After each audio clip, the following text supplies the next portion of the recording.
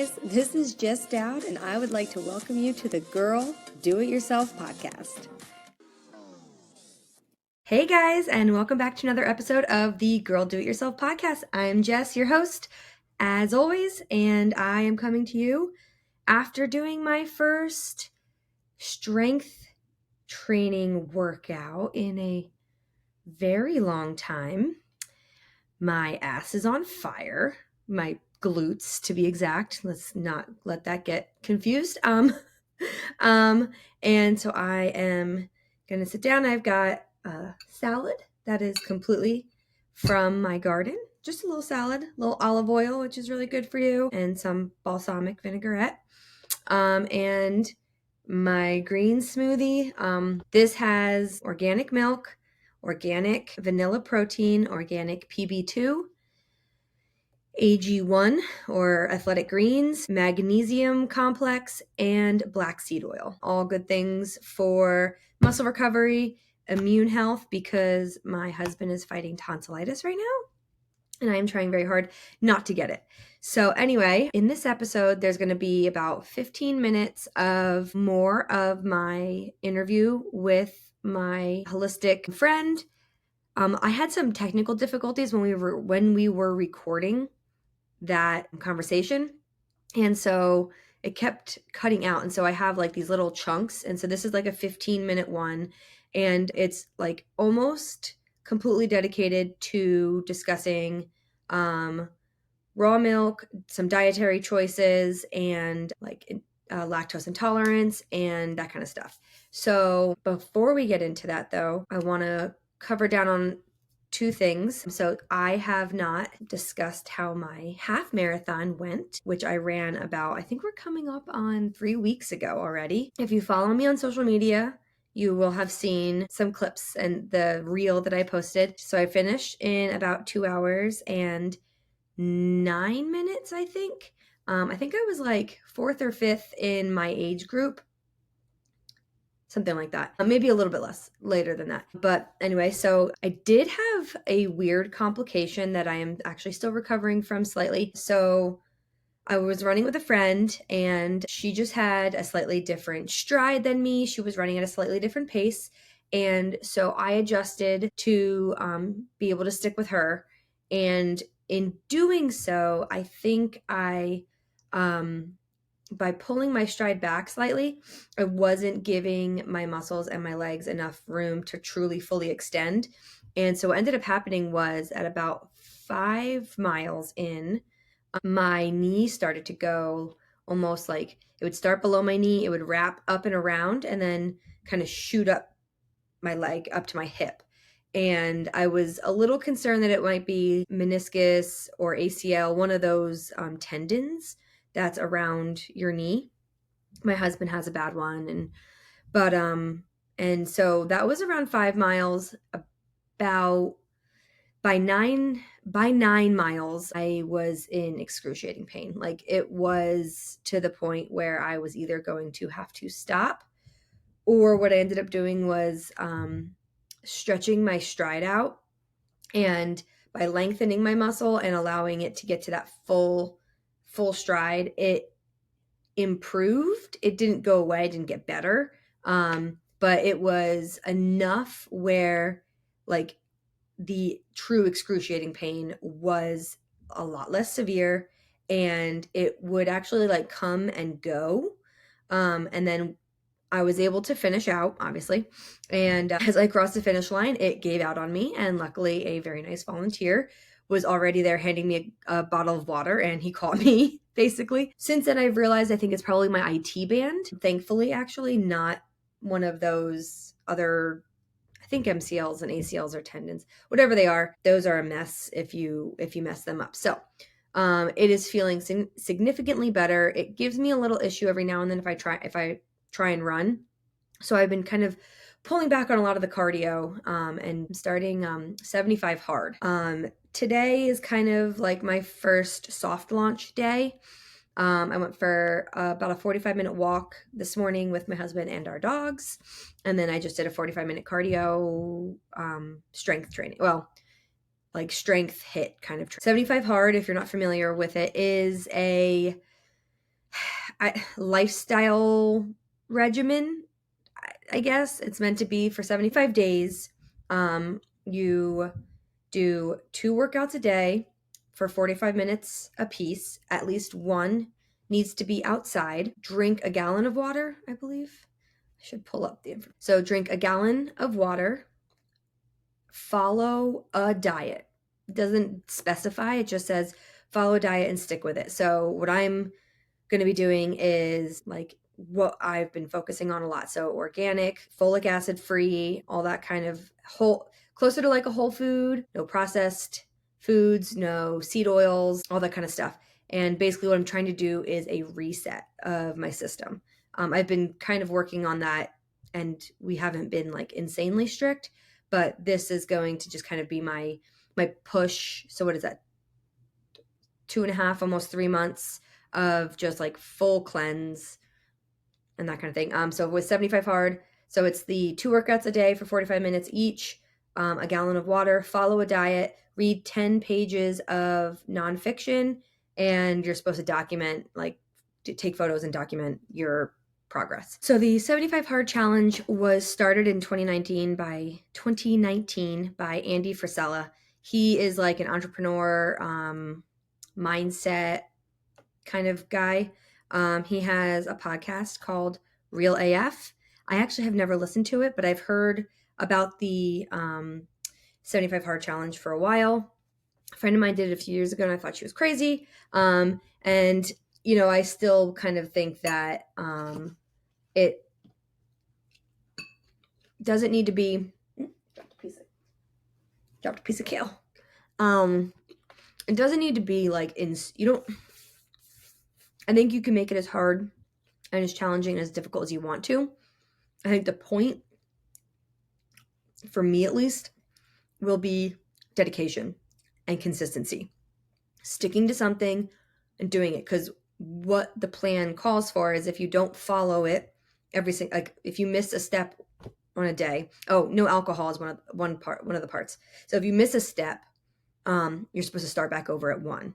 And the only way to complete it is to do 75 days of complete dedication. And so, you know, for me, a 45-minute outdoor workout might be playing baseball in the backyard with my boys. Like I will count that as a workout, as part of the program. And so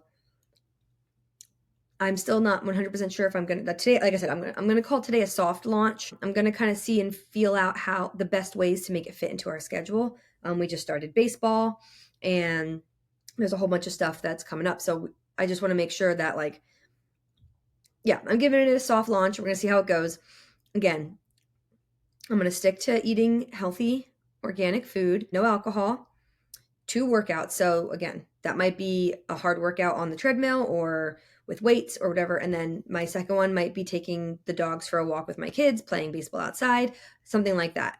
I don't want to make this stressful. I want it to be something that is beneficial to my life, not making it harder. So yeah, so I'll keep you guys updated on that. I will probably be posting that onto my personal social media, which is at Jessica Gracefully. And I'll put that in the show notes. And so if you want to do it with me, let me know.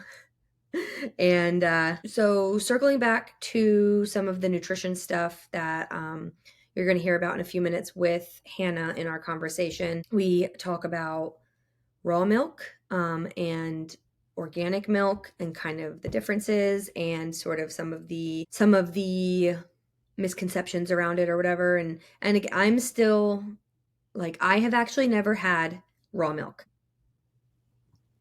I have not had it yet. It is something I would like to get eventually. But like we discussed in the first part, with like work with what you have, where you are, what you can do. And right now in Alabama, raw milk is illegal technically for human consumption. Now, there have been some political changes that have been occurring, specifically RFK Jr. getting approved as the Health and Human Services, the director. There we go. Health and Human Services director. So he is a big advocate for raw milk. So that might change. I think something that I always find interesting is, like, people get so set in their ways that changing those ways seems like this like crazy concept that just like should never have happened. But what they forget is that the way that it's done now was new at some point. Milk was not always pasteurized. And I haven't done enough research truly to like get into a full-blown argument with anyone. So, go ahead and grab some information of your own. But sort of just the like low-level information that I'm familiar with about the difference is pasteurization actually kills off a lot of some of the beneficial bacteria and enzymes and nutrients that are in milk. Now, if you take a really quick second and think about it, so milk is being produced by a female cow who just recently had a baby and is lactating, right? So just like a mother's milk. So when we feed human milk, mother's milk, to babies, we do not pasteurize it.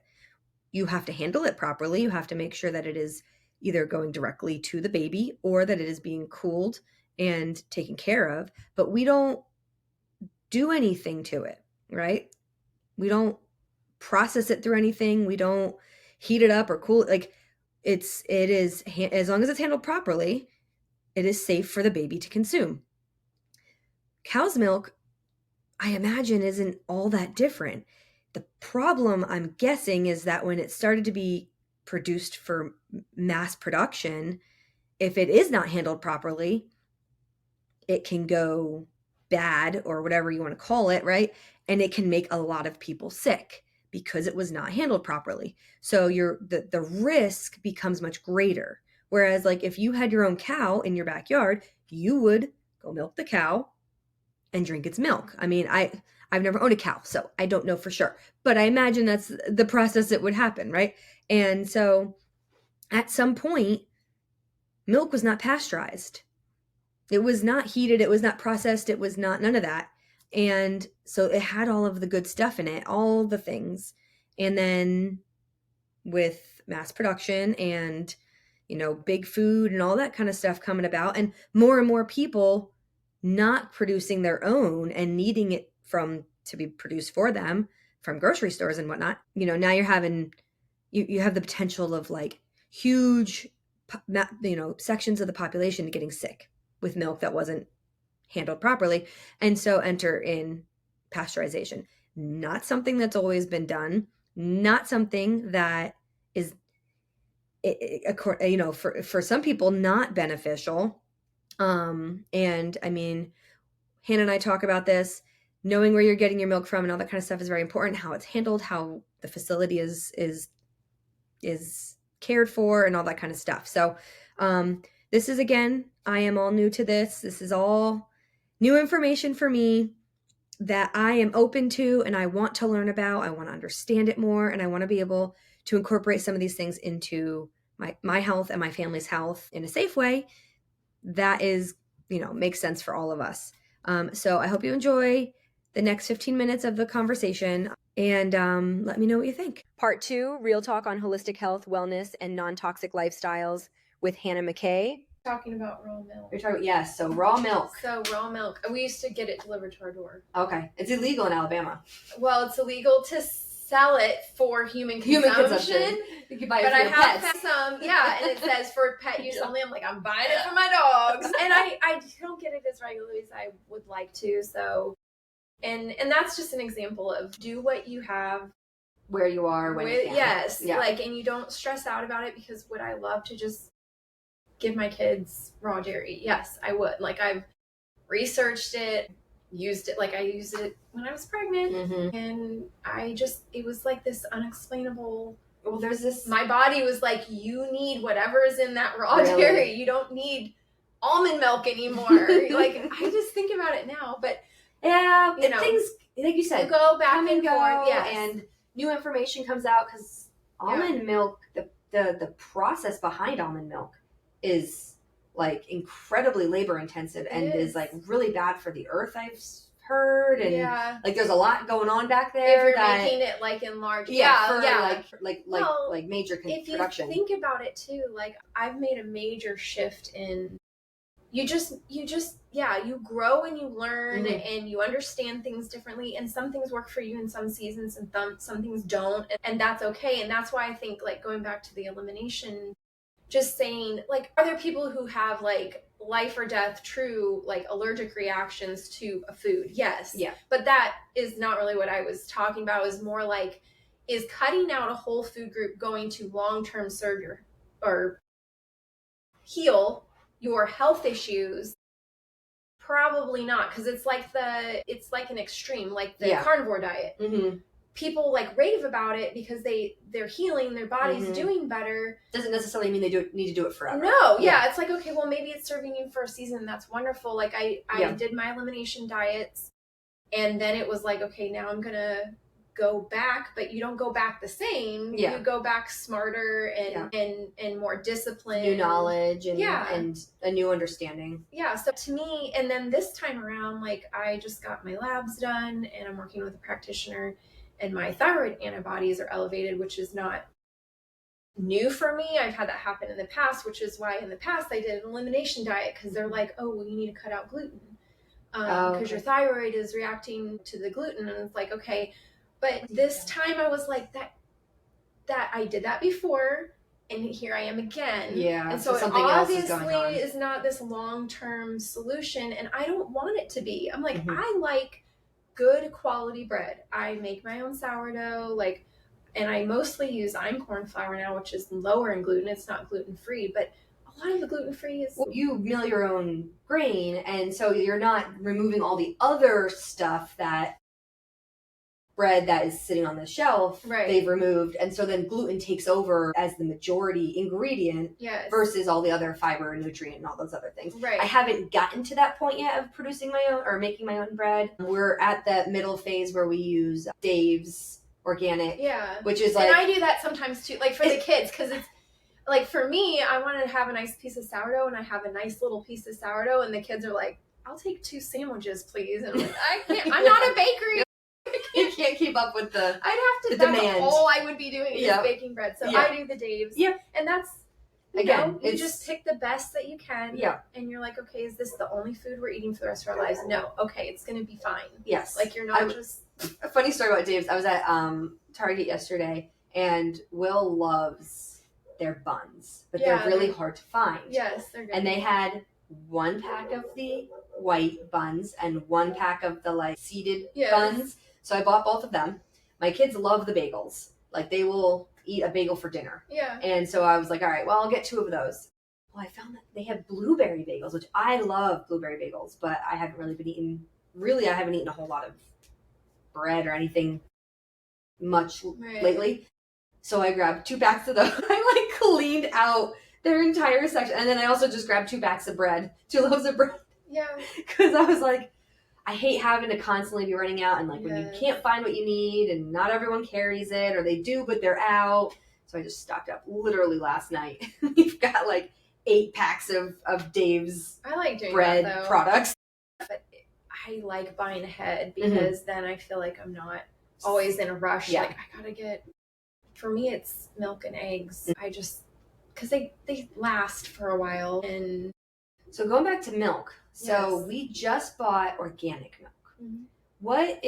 Are you familiar with the difference between like non-organic milk, organic milk? It says A2, which I know there's like A1 and A2. I know just enough to know that it means something. I'm not too sure. Must be good. What?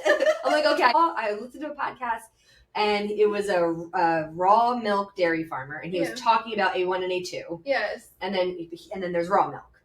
So raw milk isn't available to purchase here in the stores. Here. He was in Arizona, which ironically is where we used to live. We've lived in all of the states that have a lot of really good options. I know. Right now, you come here, and you come particularly to here, because if you were up north a little bit, or even farther south, like there's a lot of farms farther south. You would just like probably go and get it delivered, or pick it up.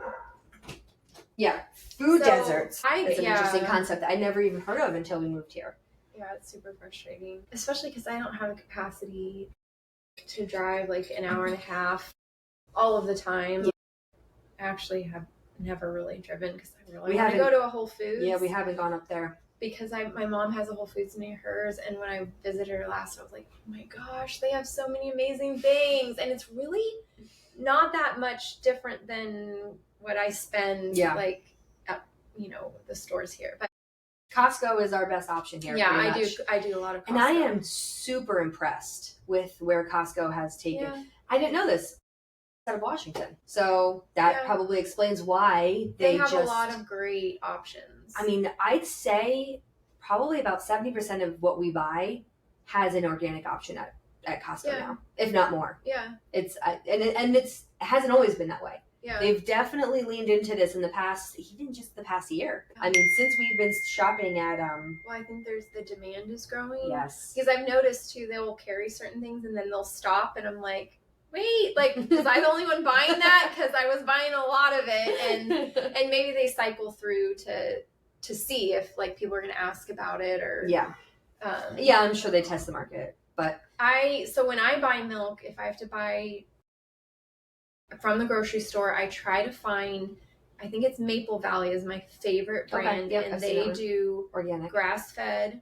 It is organic, but it's grass fed, which is absolutely ridiculous that I have to be like, yes, I would like my milk from cows that eat grass, please. But that's what I want, not like corn feed or whatever GMO thing that they give them. Or grain, which my epiphany the other day was the grain is probably covered in folic acid. Glyphosate, like all of it. Yes. But the our specific like crusade has been against folic acid. And I swear it's gonna come out. No one's really talking about it. Yeah. But it's gonna come out like, shit, our entire population has been eating this fake stuff on everything. Yeah. And so the MTHFR mutation, they don't have specific numbers, but they suspect close to 50% of our population has at least the half of it. Yeah. Heterozygous? Whichever one is half, right? So at least, because that's what I have. I'm not a full mutation. I have the half mutation. But my body cannot process folic acid. Like, and I feel better when I don't eat it. Like, I can tell. Yeah. And my skin, I have an immediate, like, skin reaction to it. That is, like, there is no shred of doubt that is what causes it anymore. Yeah. I've done mild elimination diets. Yeah. I just, folic acid. No, everyone still looks at me like I'm crazy, because I'm like, you're gluten-free. And I'm like, no, we are. A lot of gluten crap too. Yes. That's a whole. It is, but I'm like, we're not focusing on gluten-free because we buy organic pasta, organic bread. Like, we're still eating things with gluten in it, but we have seen a significant improvement in, like, Will is heartburn. Yeah. And for me, it's my skin breakout. I get them on my backs, my arms, and on my butt. Yeah. And that is, I mean, and it's like, when I eat folic acid, and I break out too. I've been doing a heavy metal detox, so that's also, I'm assuming, part of that. But it's like definitely tied to the folic acid. But anyway, sorry. So the milk. Well, A2 it's better. It's more digestible. Okay. A2 is either. So if I can. And it's a genetic thing in the cows. Does that sound? I'm not like that? Quite sure, but the little bit of reading I've done is like, if you can find A2 milk, and if I have to buy like non-organic, then I would just go for the A2. Okay. Because I'm pretty sure it has something to, because they market it towards people with lactose intolerance, that it probably has the enzymes that it needs, because when they do the pasteurization all night, it kills all that. Yeah. Like, yes. And that's probably why some people aren't able to process it, and then you go down another path of, should we be consuming cow milk, I guess. Some people argue that. I know. But I'm like, I would rather consume cow milk than almond milk or plant milk at this point, because the realization I've come to is, like, you cannot compare the kinds of protein from a plant and like a meat-based diet or an animal-based diet. You can't compare them. They're not apples to apples, and people they act like that. Like, oh, you can have a lentil burger. The pea protein. And it's the same. No, like, and I've done both, so I feel better with more of an animal based diet. Mhm. And something I was going to say about the milk at so Sweet Creek carries Blue Ribbon, and Okay. they do a low. It's not raw, but it's a low temp pasteurized. So they do it at the lowest temp, like legally. Mm-hmm. Okay. Yeah, because like I got that for a long time. I've brought it up to my husband, and he's like, "It's gonna have bacteria in it," and I'm like, I don't know enough to argue with you right now. Yeah. I'm just on the cusp of understanding this, and I know with my middle and his lactose problems, I've seen raw milk is supposed to really help with that. Yeah. And he, like, I feel bad because sometimes he'll be like, I came home from school and I was fart. Like, he like gets made fun of because he has gas at school because he's having tummy issues, and it's because he drank like chocolate milk at lunch, and I'm like, well, because he wants to be fit in and not be left out. Exactly. So I'm like, we need to I want to try and find a better solution for him. We've been drinking it for years, and I've never had an issue with it. But it does depend on where you are getting it from. I'm sure you can get a bad batch. Yes. And it helps if you can go to the farm and you can actually see their practices, because I agree with that. There was a farm here that I was like, no, like I don't want, because we're dealing with,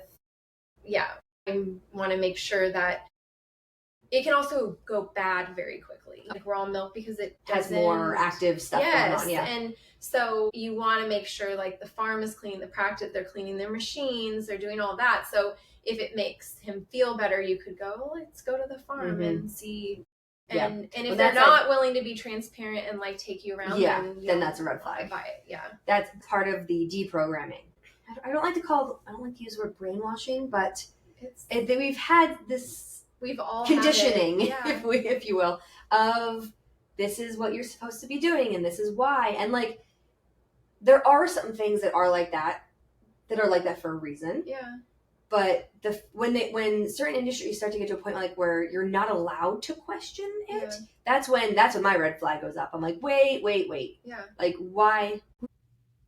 Okay, so that is the end of what I'm calling part 2.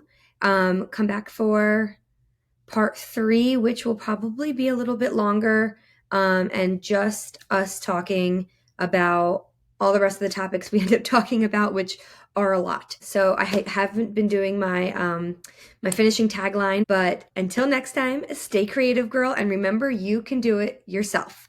And that now applies to your home and your health. We got this.